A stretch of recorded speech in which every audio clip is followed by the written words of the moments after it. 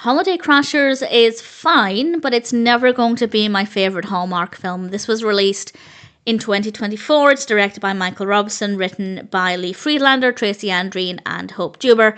And we have a cast including Lyndsy Fonseca and Daniella Monet as Toni and Bree. And I apologise if I've mispronounced any of those names.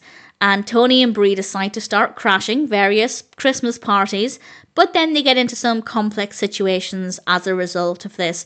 I wasn't sure if I would enjoy this because I didn't agree with the overarching concept. It's not so much that it supports crashing parties and things and being dishonest, but it's not a topic that I'm that interested in.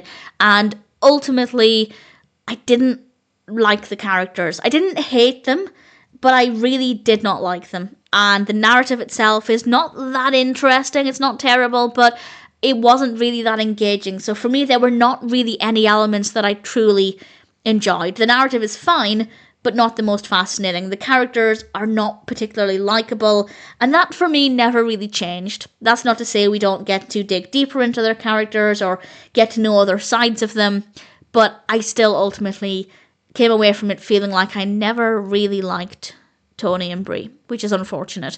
You don't need to love characters to enjoy a film, but because the narrative itself was just a little bit bland, there wasn't really anything there. However, it is often very, very festive.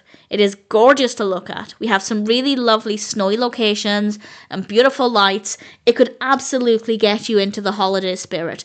Is that enough to save the film? Maybe if you're looking for something to put on in the background. As background company, it could be a really great option because it is gorgeous and certainly very beautiful to look at. We also have great camera work and music. The performances are very good.